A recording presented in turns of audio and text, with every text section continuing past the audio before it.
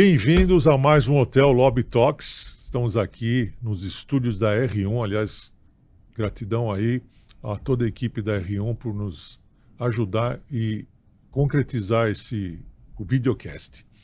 Uber, tudo certinho? Tudo certinho. Estamos aí na luta, né? Estamos aí na luta, nesses papos bons que a gente tem tido. Tem sido muito conversas. bom, né? A gente conhecer as pessoas melhor, Sim. como elas começaram, qual que é a ideia sobre alguns temas, né? As opiniões e as polêmicas, né? Porque como que é? Aqui a gente fala... Aqui a gente fala de hotelaria, mas muito mais de humanidade, de quem são essas pessoas, enfim, antes de ser hoteleiros. Em algum momento a hotelaria entra na história.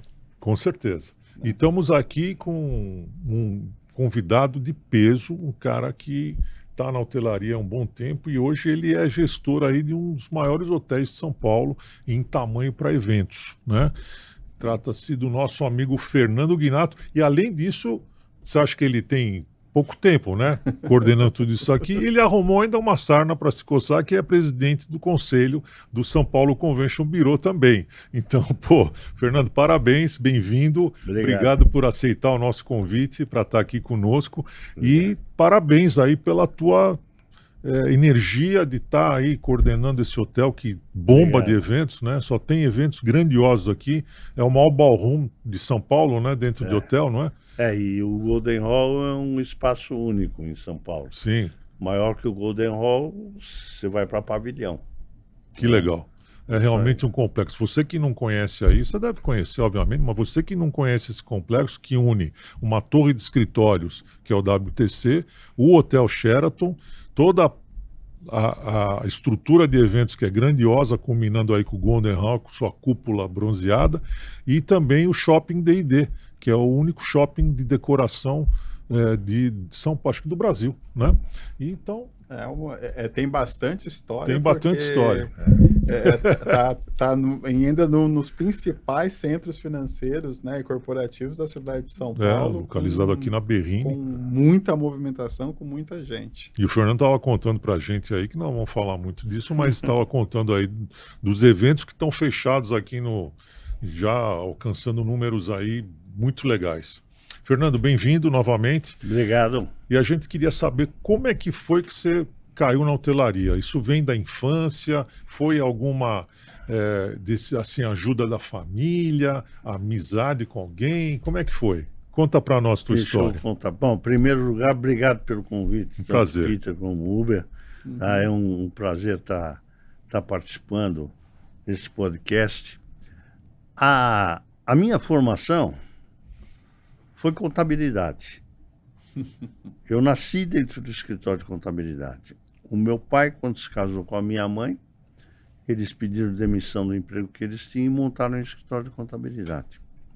E eu vivi dentro do escritório, gostei sempre muito de ver como é que as coisas funcionavam.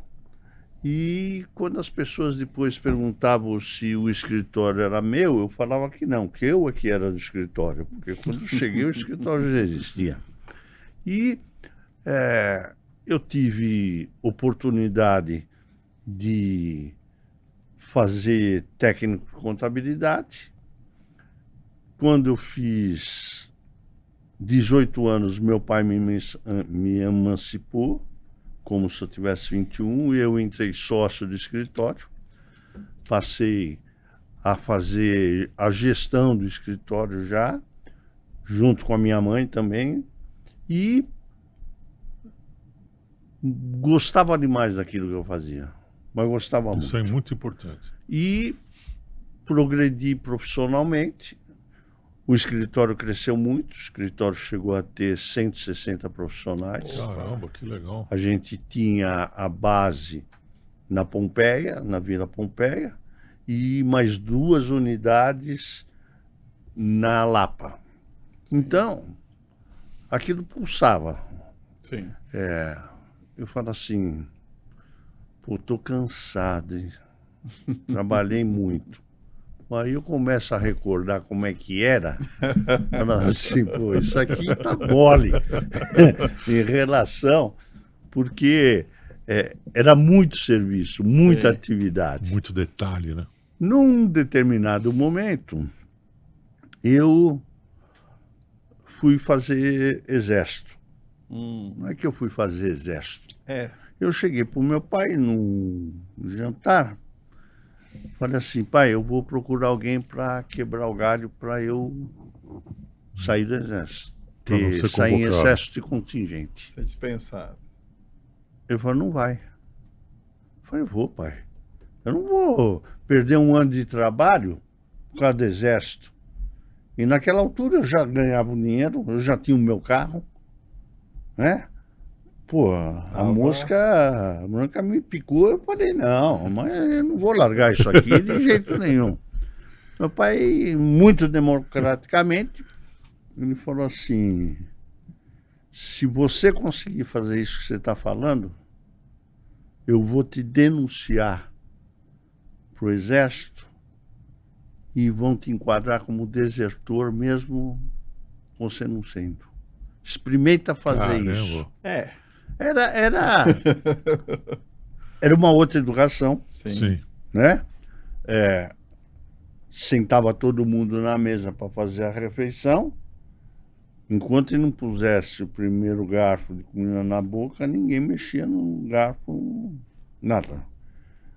E aquele esquema, terminei, dá licença de sair da mesa, aí ele dava licença ou não dava. Então, era um sistema antigo. Sim. E muito rígido. Eu falei, tá bom. Você tinha irmãos? Eu tinha duas Você irmãs. tem irmãos? Tenho, uma mais velha Tá. e uma mais nova. E aí, eu falei, tá, entendi o recado. Pode deixar. Bateu continência? Aí, eu tive uma infância muito legal. Essa infância acompanhou uma ascensão social da família. Legal. Ou seja, nós tivemos um sítio no Imbu. Nesse sítio eu tinha um cavalinho que era meu. Todo fim de semana eu pegava o cavalo, ficava torcendo para faltar alguma coisa para minha mãe fazer o almoço, para eu ir até a mercearia de cavalo, comprar e trazer. Então sempre foi muito bom. Na minha juventude, eu tive... Hoje, a gente chama de banda. Naquele tempo era um conjunto de iê, né? Beatles fervendo. Que legal. Então eu tive um conjunto de iê. E você tocava o quê? Eu tocava baixo. Tá. Aí. Toca Mas, ainda? não, mas aumentava o volume, quer dizer, tocava baixo, mas bem alto. Não toco mais, mas gosto muito de música e esse conjunto eu formei com mais 2 office boys de escritório e um escriturário, Que legal. né? E como eu estava legal, eles não tinham, eles gostavam, mas tirando o baterista, que tinha mais condição, os outros 2 não tinham. Um sábado, eu fui onde hoje é a Galeria da Música, né, na Galeria do Rock? Galeria do Rock, Uhum. tinha uma loja chamada Isnar, Sim. muito antiga. Vendia E instrumentos. tinha instrumentos. Eu não tive dúvida. Eu comprei os 3 amplificadores, uma guitarra para fazer solo, outra para harmonia Base. e o meu baixo. E começamos com o conjunto. Pô, nos divertimos demais. E como é que se chamava? The Wolves, The os Wolves. lobos. Aí, Legal. bom, nome bom, nome bom. Bem Então legal. a gente abria toda vez que a gente ia se apresentar, abria Me chamo Lobo Mal, me chamo Lobo Mal, que na realidade é uma versão de Sim. uma música americana. É. Aí, pô, foi legal, mas com essa imposição de eu ter que ir para o exército, o meu pai tinha um conhecido, que era cliente nosso, e que eu sabia que ele tinha feito cavalaria no CPOR. Eu procurei esse amigo do meu pai, falei assim, eu vou ter que fazer exército, então eu vou fazer aquilo que eu gosto. Eu vou fazer cavalaria no CPOR e cumpro a minha obrigação. Você consegue? Falou, pô, você não sabe. Um dos capitães que foi meu instrutor no CPR, que na época era tenente, hoje ele é um major, instrutor-chefe do curso de cavalaria. Vou ligar para ele e amanhã nós vamos lá. Nós fomos, conversamos com o major. O major falou, mas você gosta muito disso? Meu, gosto. Aí fala assim, e você é bom de esporte? Aí, sou bom. No que você é bom? Falei, eu sou bom de competições de atletismo, eu gosto de corrida, gosto de salto, sou bom no gol, no futebol de salão. Então, isso é fundamental porque é o seguinte, nós temos uma Olimpíada aqui no CPR, onde os 5 cursos que tem aqui concorrem, e esse ano nós temos que ganhar. Então, o ponto principal para a seleção dos 40 alunos vai ser quem é bom em competição esportiva. Eu falei, tá bom. Eu pensei, porra, eu não tá nem preocupado se nós vamos aprender alguma coisa de tática, de nada. Tem que ser bom Bom em atleta. competição esportiva. Falou, mas você vai ter que fazer todos os exames. Aí eu fiz os exames, e vai ter que passar, lógico. Aí eu fiz o exame, fiz o exame físico, fui bem pra caramba, saiu o resultado, passei. Aí liguei pro Bastida, aí ele falou, você passando, a primeira vaga do curso é tua, depois eu preencho as outras 39, em consideração a um amigo do meu pai, Bastida. Pô, que legal. Cheguei lá, no dia seguinte que saiu o resultado, falou, passou mesmo? Eu passei. Aí ele foi na administração, falou assim, pega para mim a ficha do Fernando Guinato. Aí a mulher pegou, falou assim, ele passou mesmo? Passou sim, major. Falei, então dá aqui a ficha. Aí escreveu em cima, cavalaria. Fala assim, tem umas 39 vagas para ocupar. E aí, eu de birra com o meu pai, o CPR, ele tinha um dia que era período integral. Os outros dias era meio período. Quer dizer, saía 1h, 2h da tarde. Eu saía do CPR quando a luz acabava, a luz natural. Ficava o dia inteiro. Porque eu fiquei como tratador dos cavalos dos oficiais direto. E como eu é que tratava, falava assim, pô, dá uma aquecida no cavalo para mim. Aí eu montava, pô. E pra você ter uma ideia, o cavalinho que eu tinha no sítio, meu pai tinha posto o nome dele, que era Repleto. E o sobrenome dele era de Carrapato. Então, para quem tinha o repleto de carrapato e de repente ter à disposição Os os cavalos. máquina. cavalos dos oficiais do CPR, pô, Que eram cuidados pô, da... aí era bêbado do alambique. Eu tava do jeito que eu queria. Aí eu ficava. Eu fiz uma maldade com meu pai, tem que contar. Eu não tirei uma foto do meu tempo de CPR. E o meu pai perguntava, como é que tá indo lá, filho? Vai estar tudo em ordem. O exército é assim. O oficial manda, se obedece. É isso mesmo. E completei o curso. Aí eu falei, é muita sacanagem, né? Isso foi no ano 71. Completei o curso do CPR e no dia 16 de dezembro foi a formatura do CPR no ginásio de Ibirapuera. CPR eram 2 anos ou 1 ano? 1 ano. 1 ano, tá. No meu, um pouco antes eram 2. Tá. Depois passou para 1 ano só. E aí eu deixei até o dia 15. No dia 15 eu falei para o meu pai, amanhã o senhor tem um compromisso comigo. Ele disse, o que é? Falei, tem a formatura do CPOR, e eu dei o seu nome, o senhor vai ser o meu padrinho. Que legal. Quem vai me entregar a espada de oficial é o senhor. Porra. Mas aí teve foto.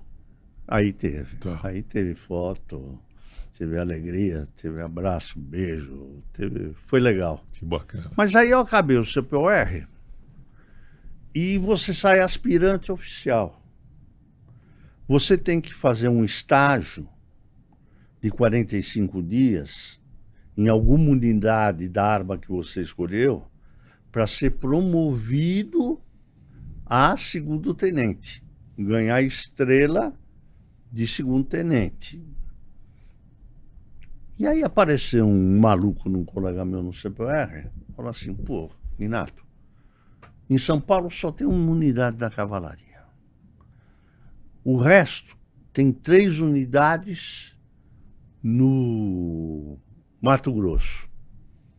Uma em Ponta Porã, uma em Amambai, e a outra nem lembro agora onde era. Mas eram 3 unidades e eram um hipo, cavalo. Uhum. E aqui em São Paulo já era carro de combate, mecanizada. Tá. Era o REC-MEC, que ficava no Ibirapuera. Que era aquele tancão meio esquisito, brucutu, que chamava? Não. Era tanque de guerra, mais leve. Não Tá. não era com esteira. Tá. Era sob roda. E falou, vamos pedir transferência para o Rio? A gente faz o estágio ainda no segundo semestre desse ano. Pô, Dini, vai dar certo. Mas... Fizemos isso. Aí eu fui para Pirassununga e fiz o estágio em Desculpa. Eu fui para Marquês de Valença, no Rio de Janeiro, na Serra, quase divisa com Minas, e fiz o estágio lá. E por que eu fiz o estágio lá? Porque eu sabia que aquela unidade ia mudar para Pirassununga. Que Ia era mais sair perto. de Marquês de Valença e vinha para Pirassununga. Mas, em princípio... Mas isso Eu pela ia- distância? Você está falando que era mais perto de São Paulo, de casa? mas é o seguinte, eu fiz o estágio de instrução, passei, recebi a estrela de segundo-tenente, e nessa altura o relacionamento em casa, meu pai com a minha mãe não estava bom, e já estava vendo qual era o fim que ia dar, e estava confortável porque o Fernando toca o escritório, pô, não preciso me preocupar. E eu falei, não, eu vou provocar uma situação.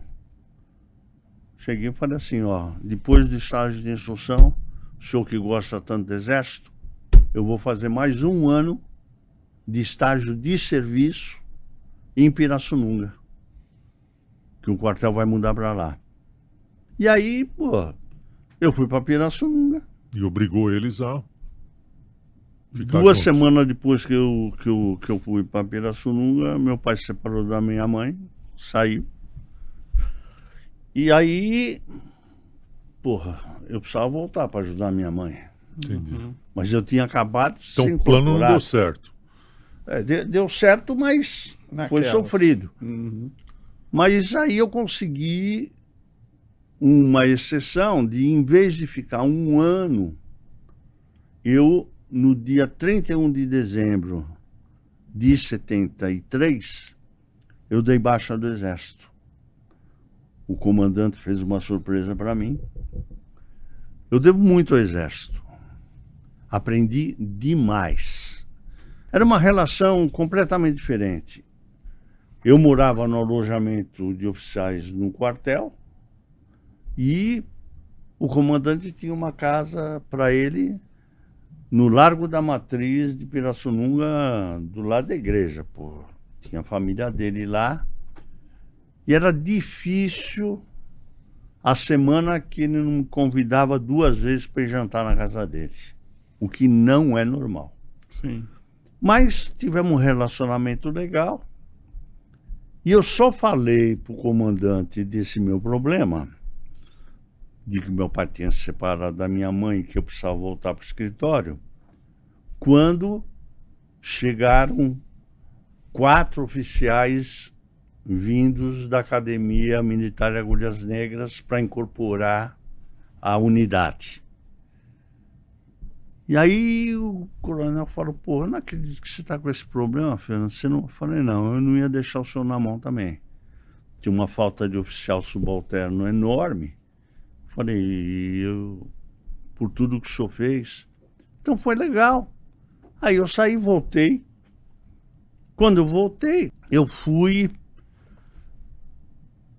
para casa, cheguei de surpresa em casa, 31 de dezembro.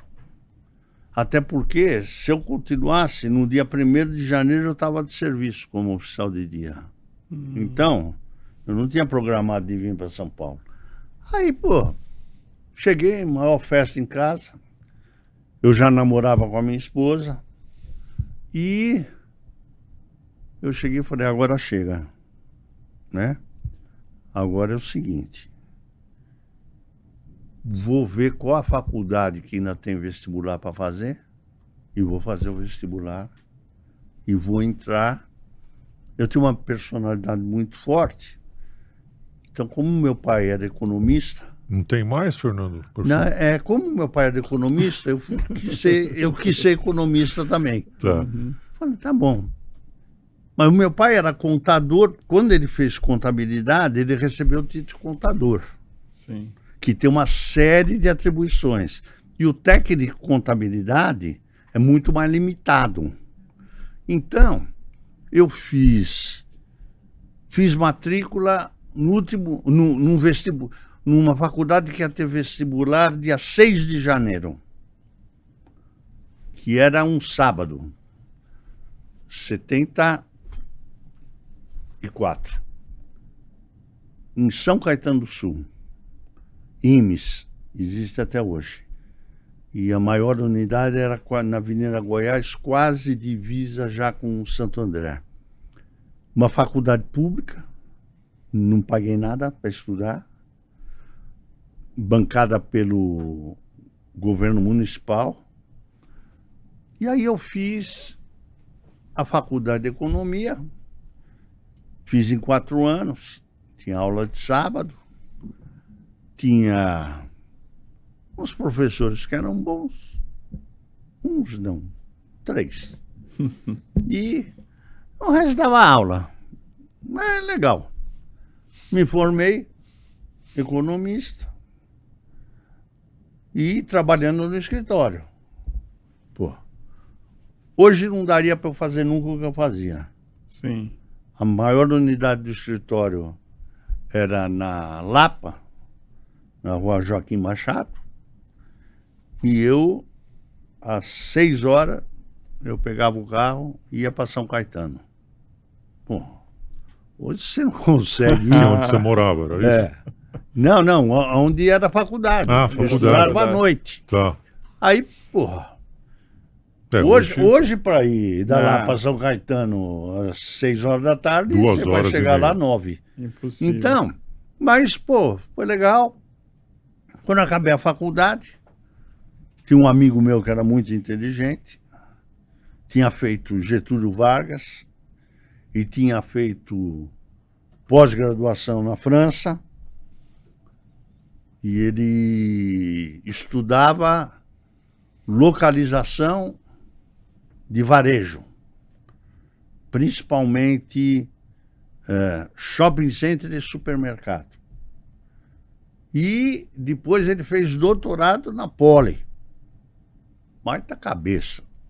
Chegou e falou assim, Fê, você não vai ficar com o diploma do IMES, né, pô? Falei, minha mãe, tá bom. Tem que ter, pô. Entende?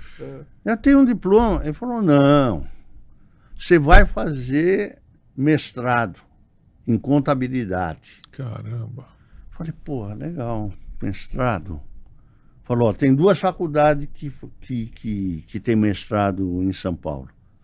A USP, na FEA, e a PUC. Os professores das 2 são os mesmos. Eu falei, porra, legal. Ele falou, e você vai gostar. Você vai fazer mestrado E era scripto sensu. Não era que nem os lato sensu de hoje. Meu amigo, eu fiz o concurso, o vestibular, passei, fui o primeiro colocado, era para ser uma turma de 20. Só 13 conseguiram Passar. nota que permitisse que fossem inscritos. Aí foi outra lição de vida sensacional. Eu tive um relacionamento muito de perto com Eliseu Martins, que ainda hoje é muito reconhecido, Sérgio Deodíssimo, ou seja, eu tinha aula com aqueles caras que fizeram os livros de contabilidade que eu estudei, pô. Que bacana, hein? Stephen Charles Canitz, que tinha acabado de voltar de Harvard, pô. Sim. Eboli Bonini, que dava matemática. Pô, os caras crânio. Bom, eu passei 2 anos e meio dentro da FEA, estudando como eu nunca estudei. Porque daqueles 13, da turma de 13, tinha 6 que eram auditores do Banco Central, que trabalhavam em Brasília e estavam fazendo o curso aqui de mestrado. E outros 4 que tinham uma boa formação. Então a sensação que eu tinha era o seguinte: porra, enquanto esses caras estão se aquecendo no vestiário, eu já tô suado, já tô com a camisa ensopada, pô, né? Uniforme sujo. Porra, e me trancava e terminei o mestrado. Porra, terminei o mestrado, legal, sou mestre em contabilidade, estou credenciado a dar aula em curso de ciências contábeis. Tá. Falei, porra. Voltei pro escritório, né? Pro teu. Trabalhando. Meu pai, embora tivesse separado, tinha já um outro escritório também. Eu tinha um relacionamento legal com ele. E eu comecei a pegar muito trabalho de auditoria, perícia e consultoria. E quando eu fazia um relatório de auditoria, quem tem que assinar é um contador. Eu sou técnico de contabilidade. Aí eu levava para o meu pai e meu pai assinava. Mas aquilo causava um desconforto, né? Mas mesmo você sendo mestre em contabilidade, você tinha Não, eu não tinha o título de contador. No CRC, Tá. eu era técnico em contabilidade. Eu voltei para a faculdade de ciências contábeis para fazer o curso de ciências contábeis e ter o título de contador. Caramba.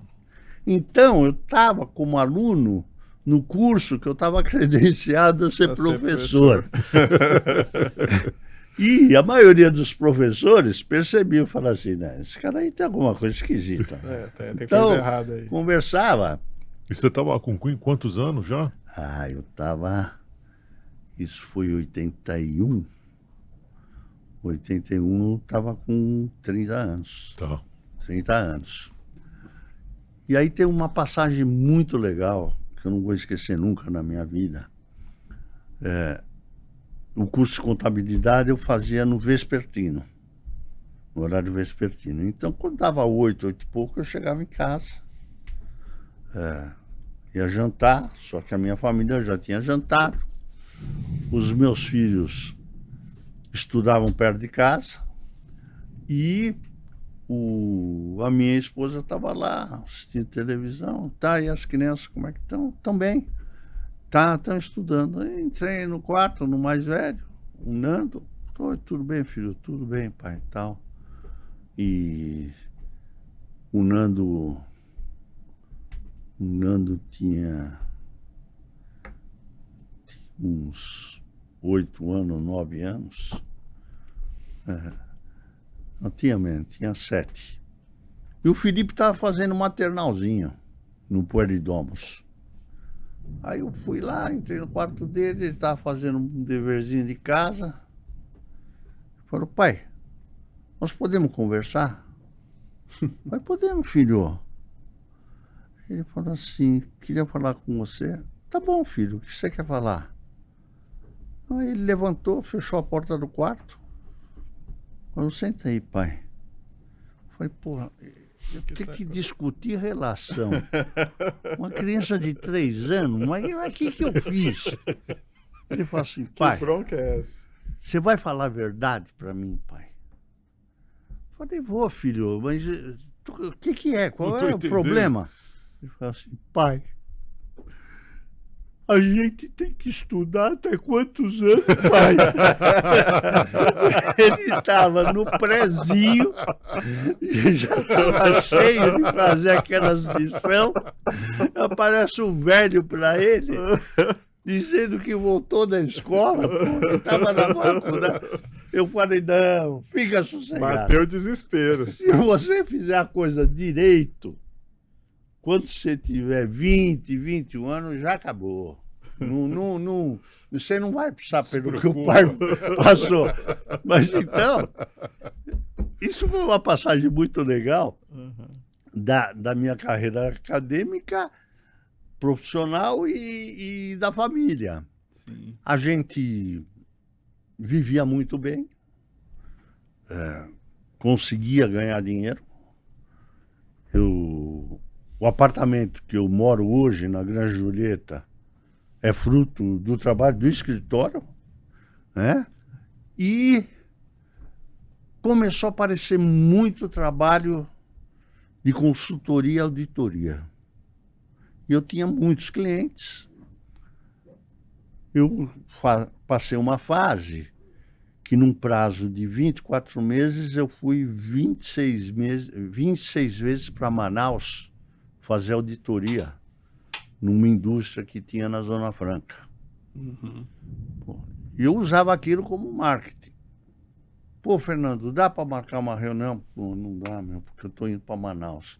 O cara falava assim, porra, mas será que não tem um contador mais perto? Os caras têm que pegar um cara em São Paulo para fazer uma auditoria em Manaus. Sim.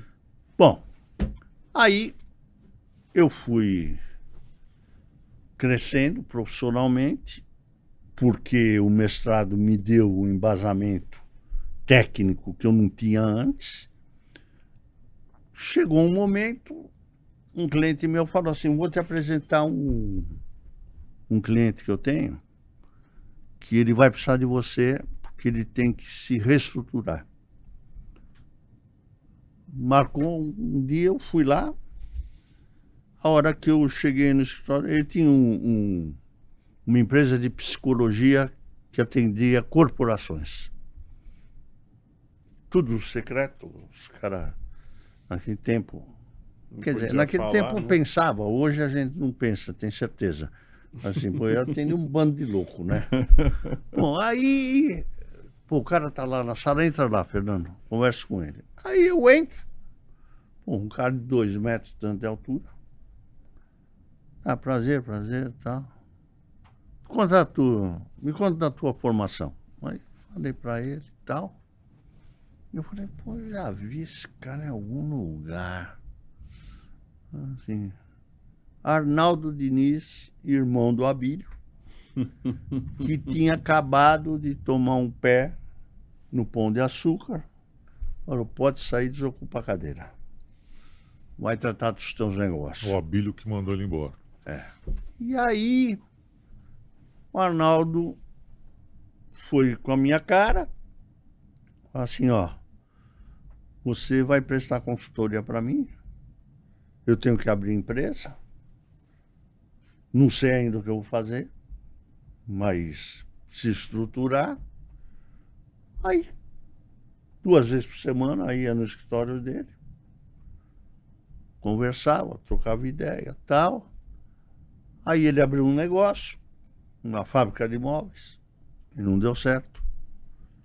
Aí ele abriu um supermercado em Moema, também não deu certo, porque ele descobriu que se não tivesse escala, porra, o cara que era dono do Pão de Açúcar tem que explicar que tem que ter escala, mas ele Ele pegou e depois teve um problema de assalto no supermercado. Ele falou, ó, não vou ficar com isso, não. E ele era presidente da Hípica Paulista. Uhum. E a gente tinha essa afinidade, porque meus filhos também já tinham uma formação equestre na Hípica de Santo Amaro. E, pô, isso Ajudou. ajudou ainda mais. E aí ele ia na Hípica Paulista e falou assim, ia almoçar todo dia na Hípica Paulista, falava para os amigos dele, eu preciso abrir um negócio e se vocês tiverem alguém interessado, pô, o que chovia de proposta. Mas ele falou assim para mim, sabe o que eu preciso abrir? Eu preciso abrir uma braminha. Pô, traduz, Fernando, o que é uma braminha? Bom, isso nós estamos falando de 88. Sim. A Brahma tinha sido eleita empresa do ano pela Maiores e Melhores no ano anterior. Sim. E a entrevista com o Paulo Lemann dizia o seguinte, por que que nós resolvemos comprar a Brahma? Porque tinha um produto bom, um nome muito forte e com uma sacudida de gestão, ela vai passar a ser o número 1. Lembra disso? Lembro. Durante muito tempo. E aí o Arnaldo queria uma braminha. Pô, mas aí o que vinha era só projeto que não tinha nada a ver com braminha, não tinha nada. Tinha potencial. Nada. Em 90, eu fui para Disney com a família, pela Gastur. E a hora que eu cheguei na Disney, eu vi aquilo tudo e um monte de camiseta vermelha da Estela Barros. Mas aquilo era um bando. Mar de gente. Eu falei, porra, mas o que esses caras fazem? Eu volto, tá em cima da minha mesa, no escritório dele, uma proposta para entrar na Estela Barros Turismo. Entrei na sala dele e falei, essa é a braminha. Pô, mas você não viu nada? Já. Eu falei, é a braminha, Naldo. Tô falando que é. Eu vi tudo o que eu precisava ver. Eu falei, ó, um baita produto. O cara que for por Orlando e falar que não gostou, interna. Um nome forte, pô. Líder de mercado nesse segmento. E agora eu vou olhar os números, mas não é difícil imaginar que com uma sacudida de gestão se alavanca isso. Aí, pô, tá, faz as análises, que eu não tô afim de levar a criança para Disney. Eu falei, pô, mas não é você que vai levar. E nessa altura a Estela Barros tinha uma estrutura de 160 guias. Sim. Porra. Era uma potência. Embarcava de 45 a 50 mil passageiros por ano para Disney ou para os Estados Unidos. E falei para ele, ó, em 4 temporadas, esse negócio sobe o nível de faturamento de 16 milhões de dólares ano para 30. Não, o papai aceita tudo, porque, porra. Olha, Arnaldo, tô falando. E ele enrolou, porra, mas ele enrolou 8 meses. E tô mentindo, não era 90, era 91. Uhum. Rolou 8 meses, quando chegou em dezembro, eu falei, ó, faz o seguinte, liga pro pessoal, fala que você não quer. Não enrola mais. Falou, não, eu vou fazer diferente. Você acredita em tudo isso que você está falando? Não acredito, Arnaldo. Ele disse, então, eu gostei do esquema que você montou, que era fazer uma holding, onde ele teria 55% da holding. Os outros dois amigos dele da época que trouxeram o negócio iam ter 45%. Ele falou, vamos fazer assim, ó. Eu fico com 55%, você fica com 10%, e os irmãos Cardoso ficam com 35%. Falei, Arnaldo, pô, e não precisa falar com os russos? Falei, escuta. Tem que combinar. Ele falou, não. É assim, a proposta de negócio que eu tenho é essa. Só deixa eu fazer um adendo aqui para quem está assistindo a gente. Esse falar com os russos, na verdade, vem lá da Copa de 58. Garrincha, Garrincha, Pelé com Fiola. O Fiola era o técnico, né, da seleção, e aí ele foi lá, abriu um cartaz lá, um quadro, e começou a fazer as táticas e não sei o quê. Para aí, vamos fazer assim, você passa por aqui, passa por lá. Aí uma hora o Garrincha interrompeu e falou, mas você vai contar isso para os russos? Porque eles iam jogar com os russos, na verdade. Tem que combinar com eles, para deixar eu dar todos Pra dar esses tudo livros. certo. Pois é. Que era assim, você pega a bola na intermediária, avança pela lateral direita, vem o primeiro russo, você dribla o russo, aí você vai em direção à linha de fundo, vai mais um ou dois russos, chegar perto de você, você desconcerta os caras, deixa os caras, E toca a bola. vai na linha de fundo, cruza a bola, o Vavá entra de cabeça e faz gol. Só precisa combinar com os Falou, outros. pô, mas combinou com os russos para deixar eu fazer tudo isso?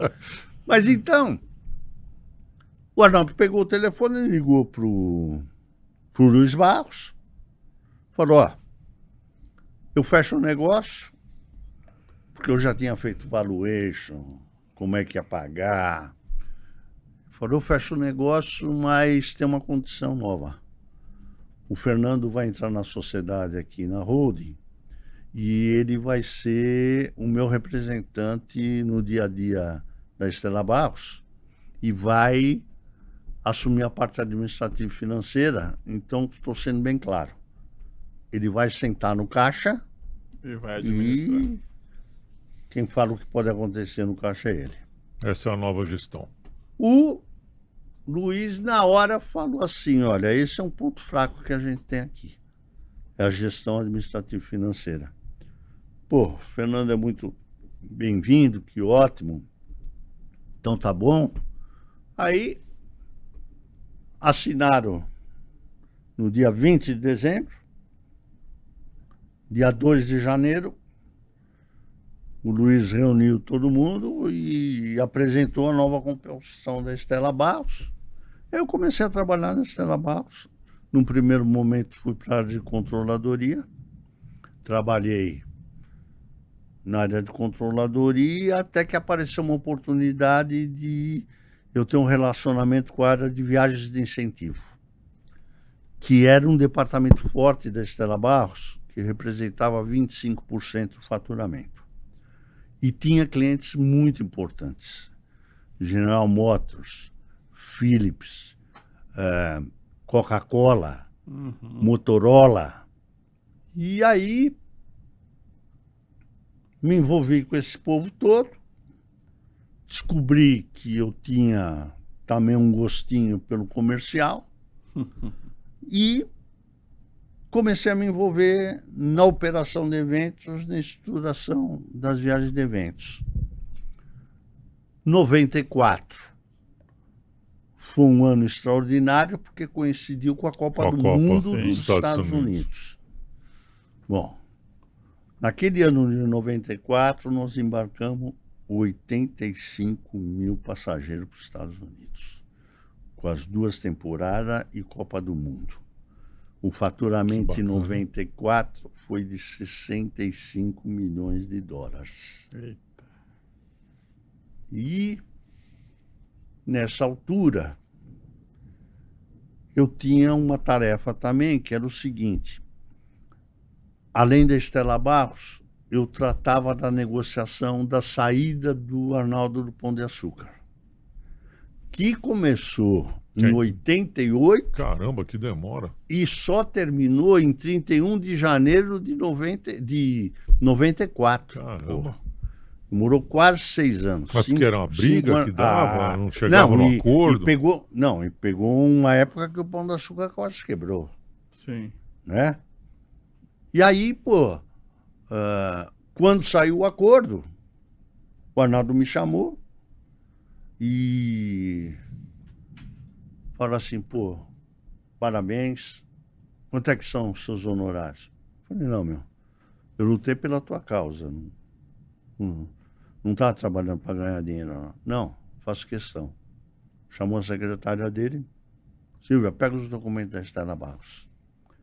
E ele tinha bancado a minha parte dos 10% para entrar na sociedade. E falou, a tua parcela do lucro vai ficando comigo até você Até que pagar tá. a tua participação. Tá legal. Pô, eu era um Durango Kid em relação a aquele montante, pô, Sim. né? E é gozado quando a gente fala uns números, né? E fala, pô, mas isso é fácil de resolver. Mas, meu, Não. na década de 90, Não. você falar 6 milhões de dólares, 7 milhões de dólares, E a Grana. gente tem que contar que o plano real começa o quê? 94, né? 94. 94. Até então, Até então tinha é. uma inflação lascada. Aí, o Arnaldo chamou a secretária, pega os documentos da Estela Barros. Quanto é que ainda tem pendente? Tem pendente 300 e poucos mil dólares. Bom, rasgou, pode jogar no lixo. A parte da Estela Barros está quitada, Fernando. Caramba, Porra, generoso. generoso. E fala assim, a partir dessa temporada já, o lucro que der é teu. Bom, eu não tinha nem cofre em casa para guardar tanto dinheiro. Mas terminou isso, trabalhando. Nessa altura, o Arnaldo comprou uma concessionária, Mercedes, comprou uma concessionária Toyota, e eu ainda dava uma assessoria para ele, mas ele se desinteressou pela Estela Barros. E em 95 ele saiu. Saiu da Estela Barros e eu continuei. Eu continuei com a Estela Barros, me envolvi muito em todas as áreas, mas fizemos. Quando eu entrei em 92, fizemos a Olimpíada de Barcelona. Uhum. Eu fui. Fizemos Copa do Mundo dos Estados Unidos em 94. Olimpíada de Atlanta em 96. Copa do Mundo da França em 98. Bom, nem tudo são rosas. Sim. Tem uns espinhos. A Estela Barros teve problema na Copa do Mundo de 98. E aí, o que aconteceu? Assim, tem que arrumar alguém para injetar capital nisso aqui. Começamos a procurar e a combinação é o seguinte: se aparecer um interessado, ele faz a composição que ele quiser. Quando foi no final de 99, apareceu um interessado, eu saí, o Cláudio Abrão saiu, o Sérgio saiu, ficou só o Luiz. Bom, e aí volta para o escritório, pô. Uhum. Aí, eu não sei, você conhece algum cliente que espera 10 anos para o consultor voltar? Não. Não. Pô, começa a remar tudo de novo. Pô, rema de novo, rema de novo. Aí o Arnaldo, quando viu que eu saí, me chamou para prestar consultoria e auditoria que tinha que ter nas concessionárias Mercedes por determinação do contrato com a Mercedes. Tá bom. Fiquei com o Arnaldo mais uns 3 anos. Aí o Grupo Águia me chamou. O Grupo Águia, do Wagner Abrão, tinha sido um franqueado da Stella Barros. A Stella Barros chegou a ter 32 franquias, amigo. Caramba. Tinha uma unidade própria só, que era na Gabriel Monteiro da Silva. Sim. E 32 franquias. Isso me deu muita experiência. Eu fui para o Grupo Águia. E eu fui para o Grupo Águia em 2009. Quando o Wagner queria estruturar o Grupo Águia para a Copa do Mundo de 2014, que ele já sabia que ia ser no Brasil. E nessa estruturação, falou assim, ó, você vai fazer aquilo que você mais gosta.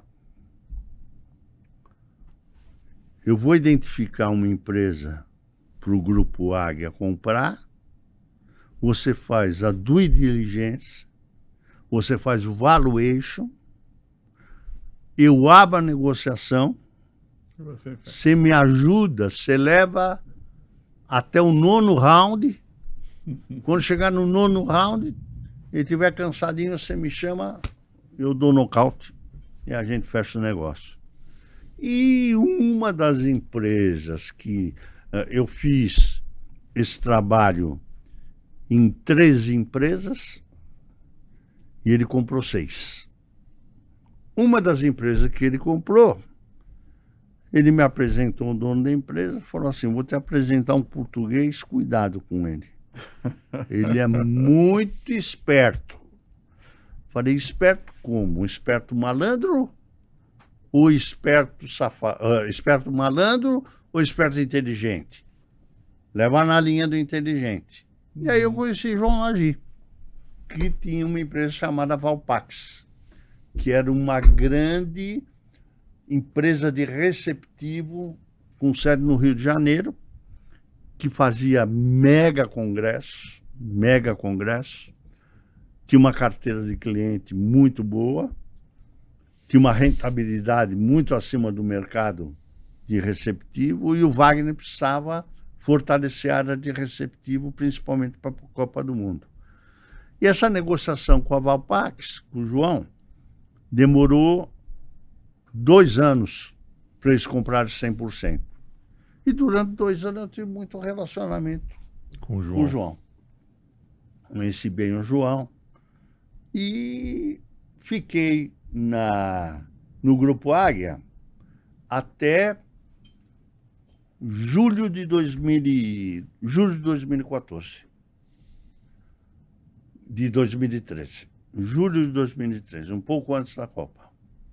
Um ano antes. É.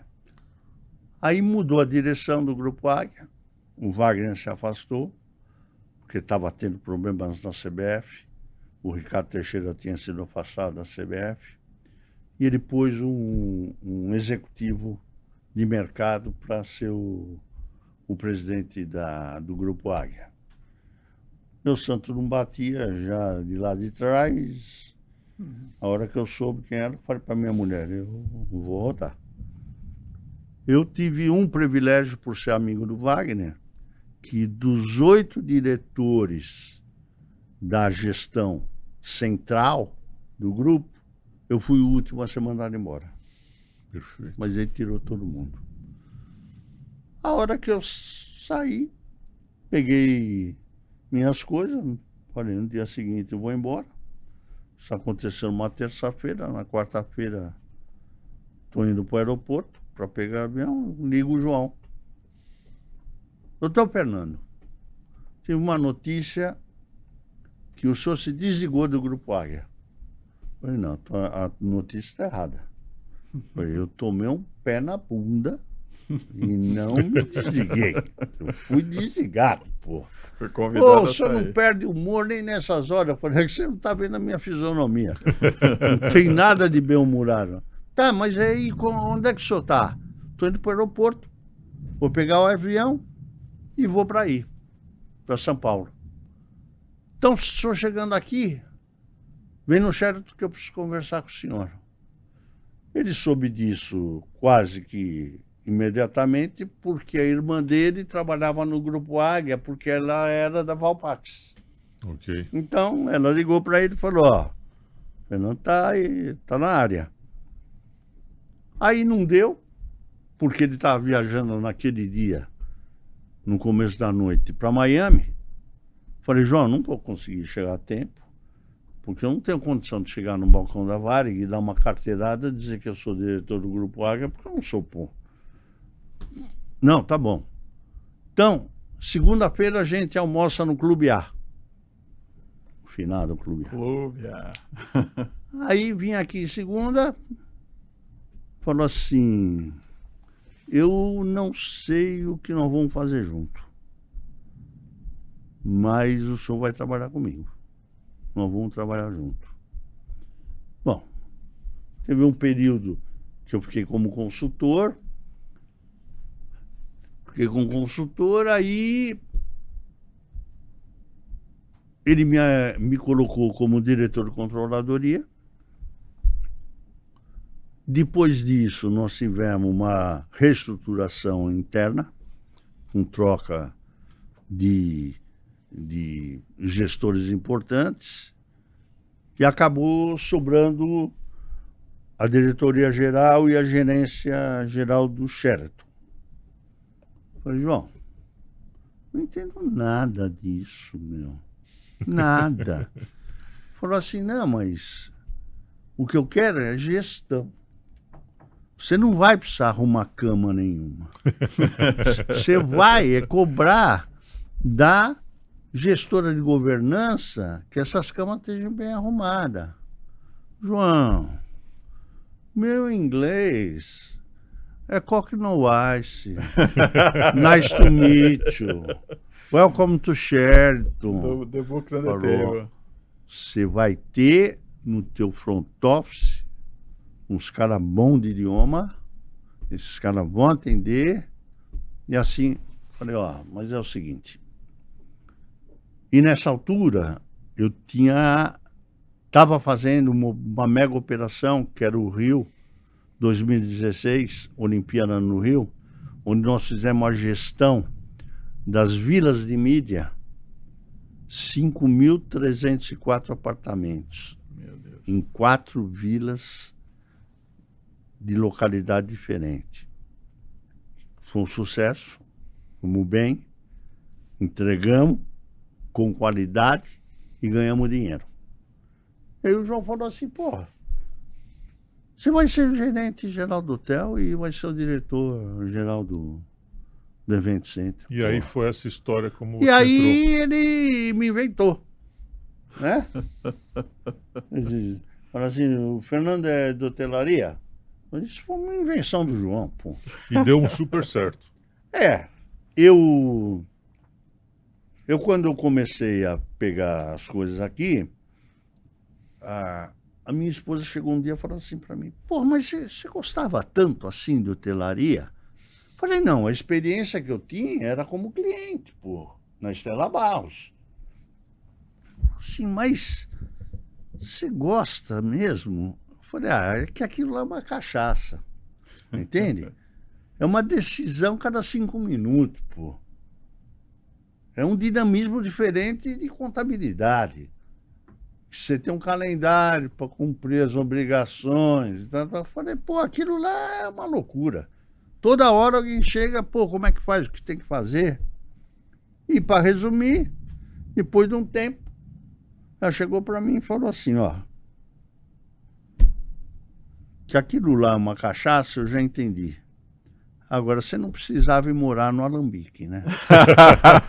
Maravilhoso. Muito bom.